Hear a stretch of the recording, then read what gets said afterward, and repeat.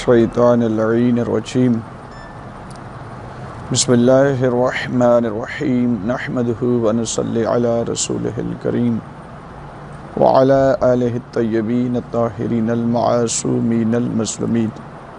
اما بعد بسم اللہ الرحمن الرحیم ان الذین یبایعونک انما یبایعون اللہ ید اللہ فوق ایدیہم۔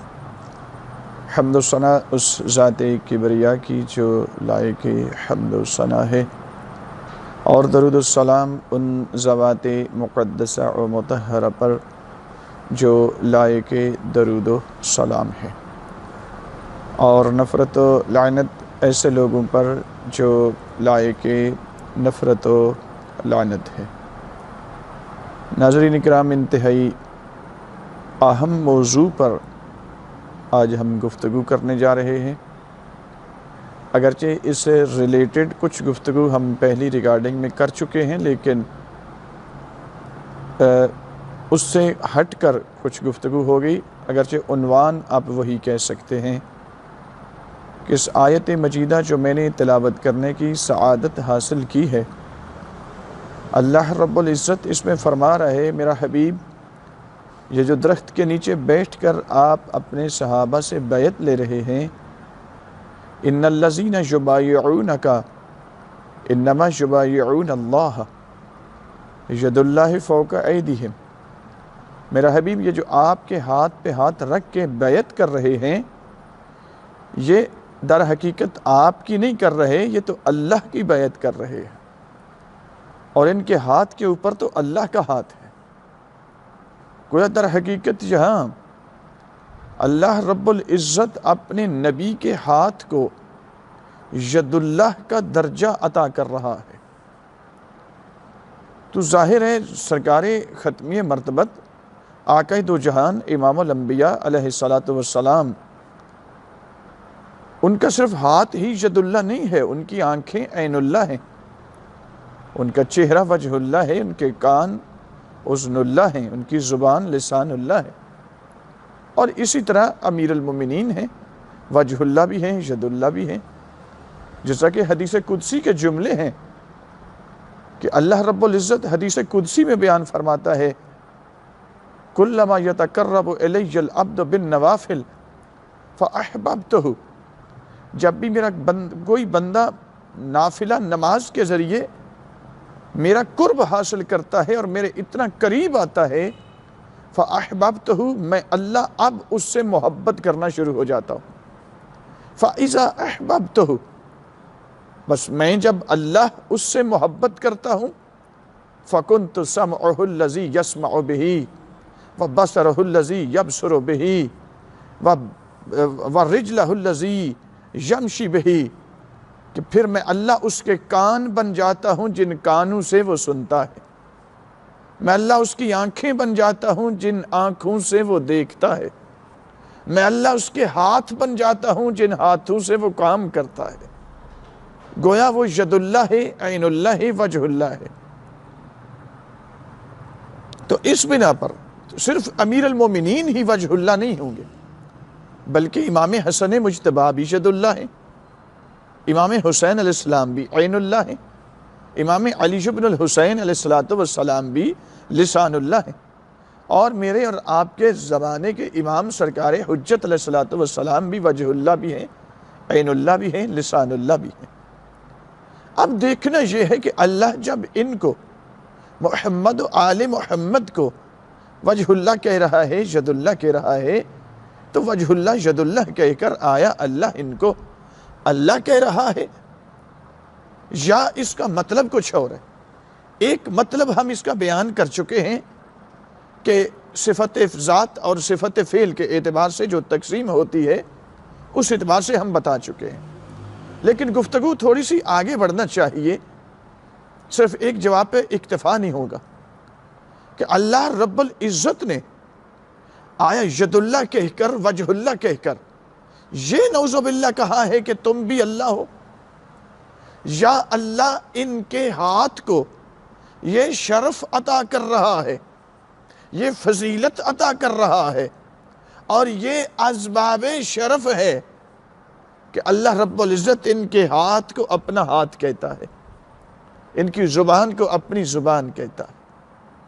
اب دیکھنا یہ ہے کہ ان کے ہاتھ کو، ان کی زبان کو، ان کے کان کو، ان کی آنکھ کو اللہ اپنی آنکھ کیوں کہتا ہے، ان کے کان کو اذن اللہ کیوں کہتا ہے، یہ درجہ کیوں عطا کرتا ہے؟ اور صرف انہی کو عطا کرتا ہے یا اس کے علاوہ بھی اللہ نے یہ لہجہ قرآن میں کسی اور کے لیے بھی اپنایا؟ تو عزیزان، اس کے لیے اللہ رب العزت خود سب سے پہلے ابو البشر حضرت آدم علیہ السلام کو جب خلقت کا وعدہ اعلان کر چکا ہے تو وہاں فرما چکا ہے انی خالق بشرا من طین فاذا سویتہ ونفخت فیہ من روحی فقعوا لہ ساجدین۔ اے میرے ملائکہ، میں مٹی سے ایک بشر بنانے والا ہوں، جب میں اس میں اپنی روح ڈال دوں تو فقعوا لہ ساجدین، اس کے آگے سجدہ کرنا، پھر توقف نہیں کرنا، پھر فاصلہ نہیں ڈالنا، اپنی روح کہا، اس من روحی، اپنی روح میں سے کچھ۔ تو کیا مطلب ہے؟ اللہ یہ کہنا چاہ رہا ہے نعوذ باللہ کہ اپنی روح کا کچھ حصہ اپنی ذات سے الگ کیا اور پھر اس کو بدن آدم میں ڈالوں گا، یہ کہنا چاہ رہا ہے؟ یا اللہ رب العزت اس روح کو اپنی طرف منسوب کر کے اس روح کا درجہ بڑھا رہا ہے، اس کا شرف بتا رہا ہے؟ تو میرے سامعین گرامی، یہ اللہ رب العزت نے جو لہجہ اپنے حبیب محمد مصطفیٰ آقا دو جہان علیہ السلام کے لیے اپنایا ہے، وہی لہجہ تو اس سے پہلے اللہ جناب آدم کے لیے اپنا چکا ہے۔ اس بنا پہ اگر کوئی یہ مطلب لینا چاہتا ہے کہ یہ وجہ اللہ ہے، عین اللہ ہے، لذا نعوذ باللہ یہی اللہ ہے، تو پھر جناب آدم کے لیے کیا کہو گے؟ ان کی روح کو بھی اللہ نے اپنی روح کہا ہے، یا سرکار عیسیٰ علیہ السلام کے لیے جو صاحب کلمہ نبی ہیں، لا الہ الا اللہ، عیسیٰ روح اللہ، عیسیٰ اللہ کی روح ہے۔ کیا مطلب ہے کہ اللہ جناب عیسیٰ روح اللہ ہو کر آیا اللہ کے درجے پہ نعوذ باللہ پہنچ گئے اور اللہ بن گئے، یا مطلب اس کا کچھ اور ہے؟ تو دیکھنا یہ ہے میرے سامعین گرامی، اللہ رب یہ در حقیقت یہ اسباب شرف ہے، نہ کہ اسباب ترکیب ہے کہ کسی کو کسی کا جز بنایا جائے۔ اور جس میں یہ بات بھی واضح ہو جائے کہ جس میں ترکیب ہوتی ہے وہ خالق نہیں ہے، کیونکہ جہاں ترکیب ہے وہاں اجزاء ہیں، جہاں اجزاء ہیں وہاں احتیاج ہے۔ جو محتاج ہو جائے وہ خالق نہیں ہوتا، مخلوق ہوتی، وہاں تجسیم آتی ہے۔ اللہ رب العزت جس طرح سرکار آدم کی روح کو اپنی روح، یہ اسباب شرف ہے، اللہ اس روح کو شرف عطا کر رہا ہے۔ آخر وجہ کیا ہے کہ خالق کبریا اس روح کو شرف کیوں عطا کر رہا ہے؟ اس کی وجہ یہ ہے کہ اللہ کا علم حضوری ہے، ہماری طرح علم حصولی نہیں ہے۔ جو 1,00,000 سال کے بعد جو چیز پیدا ہونا ہے وہ آج اپنے وجود عینی کے ساتھ اللہ کے سامنے آج حاضر ہے۔ یوں نہیں کہ اس وقت جو موجودات ہیں جس کو ہم موجودہ سمجھ رہے ہیں یہی صرف اللہ کے سامنے موجود ہیں، جو آنے والی چیزیں ہیں 10,000 سال بعد، 50,000 سال بعد، وہ اللہ کے سامنے سے غائب ہیں۔ نہیں سامعین، اس کا علم حضوری ہے، جو 10,00,000 سال کے بعد بھی اگر کوئی چیز خلق ہونے والی ہے وہ آج بھی اپنے وجود خارجی کے ساتھ اللہ کے سامنے حاضر ہے، جیسے آج کی یہ چیزیں اللہ کے سامنے حاضر ہیں۔ اس کا علم حضوری ہے۔ تو اللہ نے اس روح کو اپنی روح کا درجہ عطا کیا۔ وجہ کیا ہے؟ اس لیے کہ اللہ نے جب دیکھا نا کہ یہ جو روح میں نے بدن آدم کے لیے خلق فرمائی ہے، اس روح کے اندر پلک جھپکنے کے وقفے کے لیے بھی میری معصیت کا شائبہ نہیں ہے، میرے احکام کی تکذیب اور گناہ کا شائبہ نہیں ہے، تو اللہ نے اس بنا پر اس روح کو اپنی روح کا درجہ عطا کر دیا۔ اور جو مطلب یہ میں بیان کر رہا ہوں، یہی مطلب میرے آئمہ علیہ السلام نے بھی بیان فرمایا۔ اگر یہ ہو سکے تو یہ کتاب مجھے، تاکہ مومنین کے سامنے، سامعین کے سامنے ہم اس کو باحوالہ گفتگو کریں۔ یہ کتاب اگر آپ بڑی کر کے دکھا دیں، اس کا فرنٹ پیج، یہ ہے توحید صدوق رحمہ اللہ، اس کتاب کے اس کے صفحہ نمبر 240 میں باب نمبر 27 میں اسی آیت کی تفسیر کا عنوان باب باندھا ہے، باب معنی قولہ عز وجل ونفخت فیہ من روحی، کہ اس آیت کے میں کہ جس میں اپنی روح ڈال دوں، اس کا مطلب کیا ہے۔ اس میں پورا باب حضرت شیخ صدوق رحمہ اللہ نے اس میں نقل کیا ہے۔ اس میں پہلی حدیث ہے جس میں سرکار محمد بن مسلم رحمۃ اللہ علیہ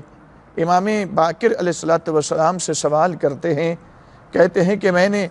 اپنے امام سے پوچھا، سألت ابا جعفر علیہ السلام عن قول اللہ عز وجل ونفخت فیہ من روحی، سورہ الحجر آیت نمبر 29، کہ اے میرے آقا مولا ذرا یہ فرمائیں، یہ جو اللہ کہہ رہا ہے کہ میں بدن آدم میں اپنی روح ڈال دوں، تو اس کا مطلب کیا ہے؟ وقال علیہ السلام روح اختارہ اللہ واصطفاہ وخلقہ واضافہ الی نفسہ وفضلہ علی جمیع الارواح فامر فنفخ فیہ منہ فی آدم، کہ اللہ رب العزت نے اس روح کو سب سے پہلے چن لیا، اس کی استفائیت کی، اس روح کو اللہ نے خلق کیا، یہ اس کی مخلوق ہے۔ اب توجہ فرمائیں، جس کلمہ کے لیے میں نے یہ حدیث نقل کرنے کی کوشش کی ہے کہ امام فرما رہے ہیں وَخَلَقَهُ، اللہ نے اس روح کو خلق کیا، اور خلق کرنے کے بعد اس کو اپنی روح کا درجہ عطا کر دیا، ثم اضافہ الی نفسہ، اس کو خلق کرنے کے بعد اللہ نے اس کا اضافہ، اس کی نسبت اپنی ذات کی طرف کر دی، یہ میری روح ہے۔ تو یہ روح در حقیقت اللہ کی مخلوق ہے۔ تو یہ کیسے ممکن ہے، میں کیسے مان لوں کہ ایک چیز اللہ کی مخلوق ہے تو اللہ سے منسوب ہو کے وہی نعوذ باللہ اللہ بن جائے؟ تو بالکل اسی طریقے سے لذا یہ اسباب شرف ہے۔ اسی طرح اسی حدیث کو اسی باب میں تیسری حدیث ہے، یہ بھی امام باقر علیہ السلام سے ہی سرکار محمد بن مسلم رحمۃ اللہ علیہ یہ سوال کرتے ہیں، اور اسی آیت کی تفسیر میں تو امام باقر علیہ السلام فرماتے ہیں لِأَنَّهُ اسْتَفَاهُ عَلَى سَائِرِ الْأَرْوَاحِ كَمَا اسْتَفَى بَيْتًا مِّنَ الْبَجُودِ، کہ جس اللہ نے چونکہ اس روح کو باقی تمام ارواح سے استفائیت کی منزل پہ پہنچایا، جس طرح اللہ نے باقی بیوت میں سے خانہ کعبہ کو چن لیا اور اس کو بیت اللہ کہہ دیا، تو آیا بیت اللہ کہنے کا مطلب یہ ہے کہ اللہ نعوذ باللہ خود آ کے اس میں رہتا ہے؟ اللہ اگر کسی جہت میں آ جائے، کسی مکان میں آ جائے، انشاءاللہ اگلی ریکارڈنگز میں ہم لے کر آئیں گے کہ جو کسی حد بندی میں محدود ہو جائے تو یہ مخلوق کا وصف ہے، یہ خالق کا وصف نہیں ہے۔ تو امام باقر علیہ السلام فرماتے ہیں کما استفا بیتا من البجود، جس طرح اللہ نے خانہ کعبہ کو اپنی طرف نسبت دی اور اس کی استفائیت کی، فقال بیتی، یہ میرا گھر ہے۔ کیا مطلب ہے؟ اللہ کے رہتا ہے اس میں؟ نہیں سامعین، اس طرح نہیں ہے، لیکن اس گھر کی نسبت اللہ رب العزت نے باقی بیوت کی جانب کی نسبت سے بہت زیادہ فضیلت بڑھا دی۔ اب آ جائیں، جس طرح اس روح کو اللہ نے خلق کیا پھر اپنی طرف منسوب کیا، اس کعبہ کا وجود بنایا پھر اس کو اپنی طرف منسوب کیا، اسی طرح یہ اسباب شرف ہے۔ یہ اسباب شرف ہو کیا مطلب؟ یعنی بالکل ایسے جیسے آج کے بہت بڑے ادارے ہوں، یونیورسٹیز ہوں یا اور کچھ NGOs مثلاً، تو کسی کی کارکردگی کو دیکھ کر اس کو اعزازی طور پر PhD کی ڈگری عطا کر دیتے ہیں، دے دیتے ہیں۔ تو کیا واقعی اس نے ڈاکٹریٹ کیا ہے؟ اس نے کلاسز اٹینڈ کی؟ اس نے تھیسس لکھے؟ نہیں، اس نے تھیسس نہیں لکھے،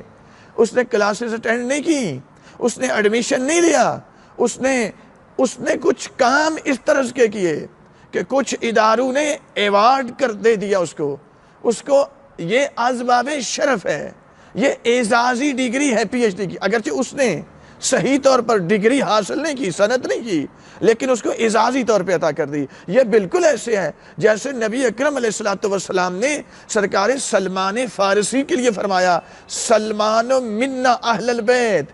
سلمان ہم اہل بیت میں سے ہیں۔ مثالیں اس کی بہت زیادہ، میں یہیں پر گفتگو روک دوں گا یہ مثال واضح کر کے۔ سلمان ہم اہل بیت میں سے ہے، تو کیا مطلب ہے؟ سلمان منا اہل البیت، یہ ہم اہل بیت میں سے، اہل بیت میں سے ہونے کا مطلب آیا یہ لیں گے کہ یہ اب سلمان کو چونکہ اہل بیت کہہ دیا، اہل بیت میں سے کہہ دیا، تو یہ بھی آیت تطہیر کے مصداق بن گئے، اور اللہ ان کے لیے بھی ایسا ہی کہہ رہا ہے جیسا جناب صدیقہ طاہرہ امیر المومنین سرکار امام الانبیاء امام حسن مجتبی امام حسین علیہ السلام کے لیے یہ کہہ رہا ہے، انما یرید اللہ لیذہب عنکم الرجس اہل البیت ویطہرکم تطہیرا، کہ میں اہل بیت تم سے رجس کو ایسے دور رکھا جیسے دور رکھنے کا حق ہے۔ تو آیا سلمان بھی اسی سطح کی طہارت کے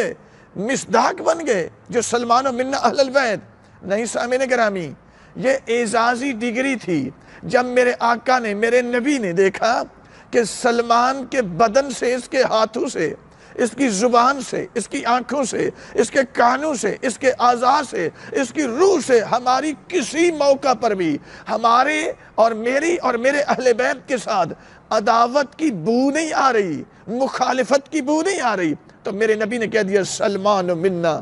اہل البیت، یہ تو ہم اہل بیت میں سے ہے۔ تو یہ اہل بیت میں ہونے کے باوجود اگر آیت تطہیر کے مصداق نہیں بن سکتے تو امیر المومنین نبی اکرم جناب سیدہ وجہ اللہ ہو کے، ید اللہ ہو کے، عین اللہ ہو کے، یہ اللہ کیسے بن سکتے ہیں؟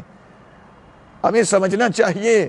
اپنی عقل سے کام لینا چاہیے۔ میں اپنی قوم سے مخاطب ہوں، میری قوم کے مذہب پر بہت خوفناک جلگار ہے، اور یہ جلگار باہر سے تو شروع سے 1400 سال سے ہو رہی تھی۔ اس وقت جو اندر سے یہ جلگار ہے، کچھ بیرونی قوتوں کے ٹکڑوں پہ پلنے والے کچھ بے ضمیر ملا جو اپنا سب کچھ بیچنے کے لیے چند ٹکوں پہ تیار بیٹھے ہیں، وہ میرے مذہب، میرے اس مذہب جس کو بچانے کے لیے جناب سیدہ نے اپنا کچھ نہیں بچایا، جس کو بچانے کے لیے امیر المومنین نے